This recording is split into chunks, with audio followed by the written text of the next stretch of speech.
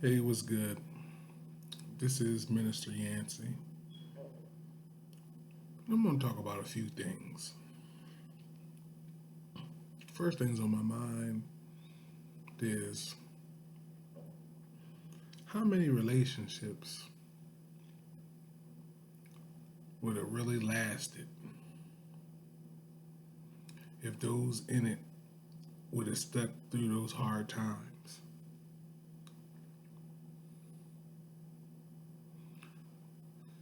No relationship is perfect, you know, and there's all types of issues that people can go through with one another in a relationship.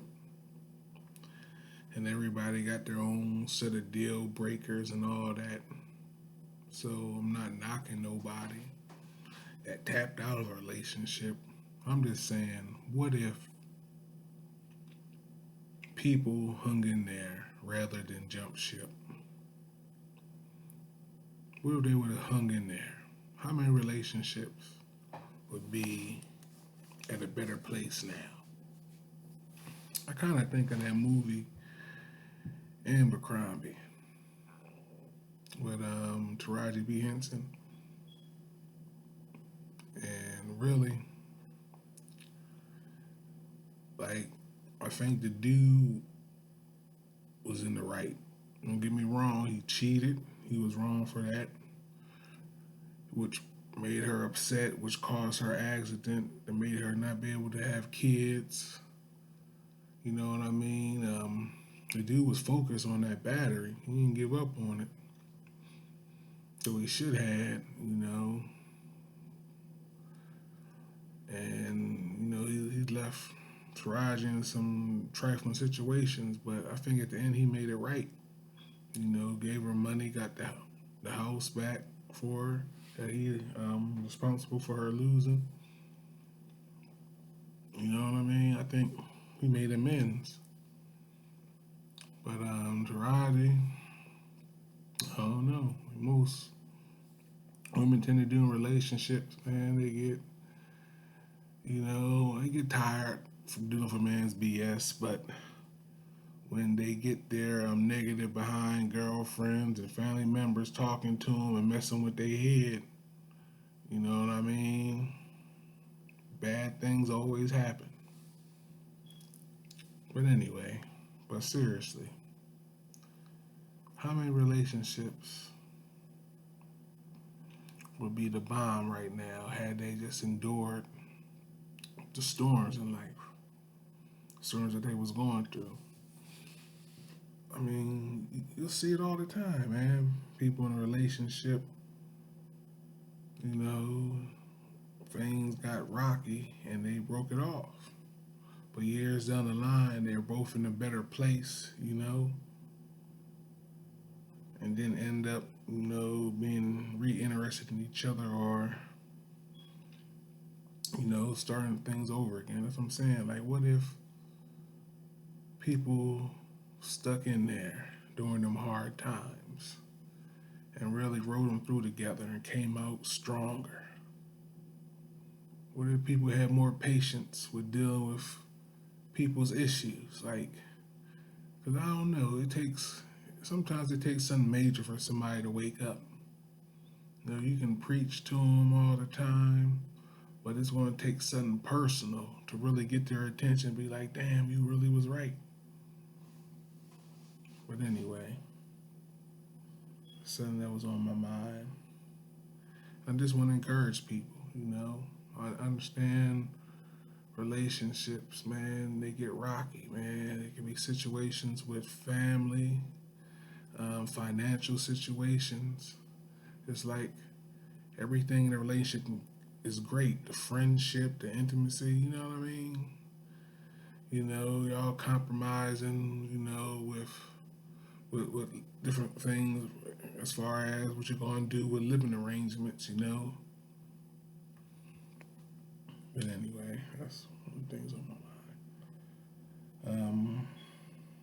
Let me also talk about police and police putting everything on that Stop Snitching code.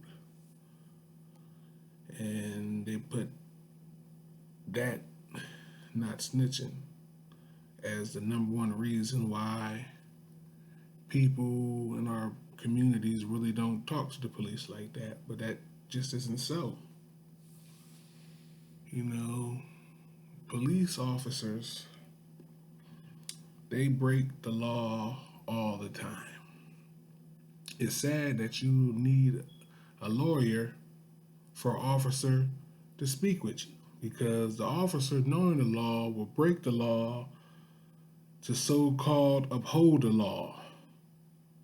You know what I mean? And by them doing that, they put so many civilians' lives in danger. I mean, that stuff you see on TV, man, that stuff is real stuff.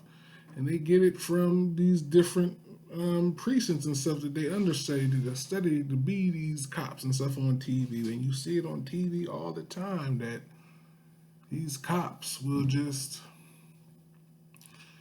do things to make somebody felt like their partner snitched on them when they actually didn't. You know what I mean? That's very unethical, because they're putting that person's life on the line.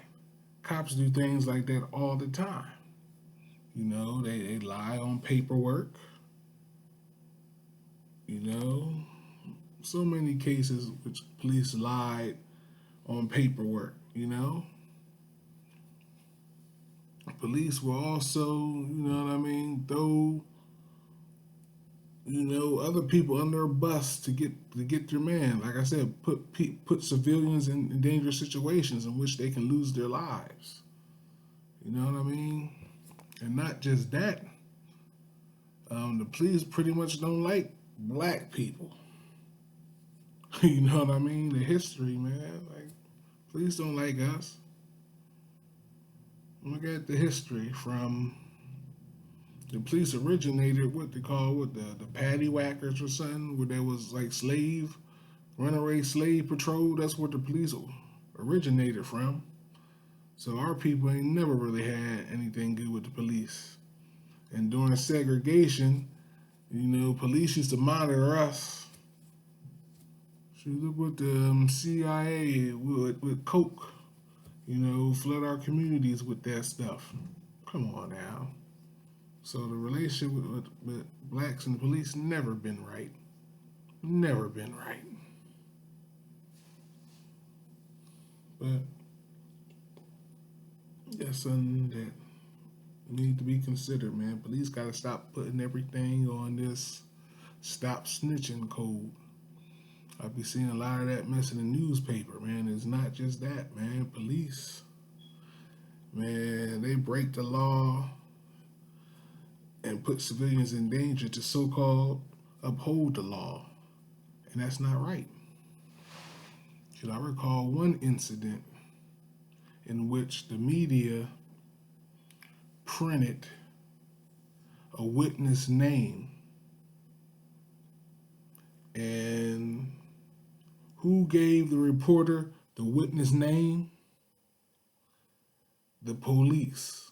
The police that should have been protecting this lady. And this lady got killed by her family member, because her family member found out what happened when it got put in the paper. It's a messed up situation indeed, but cops drop the ball all the time in protecting people, especially my people. So, heck no. Mess with the cops. You got no protection from them. You got no protection from the thugs in your neighborhood. You know what I mean? They no good. Cops are no good. So, that's it. That's all that's on my mind. I like sharing things that's on my mind, because I really, hopefully, I want to invoke a response. You know, I want some back and forth. You know, I want some comments. You know, I want to interact. But I'm going to end it right there. This is Minister Yancy. Have a good day. God bless.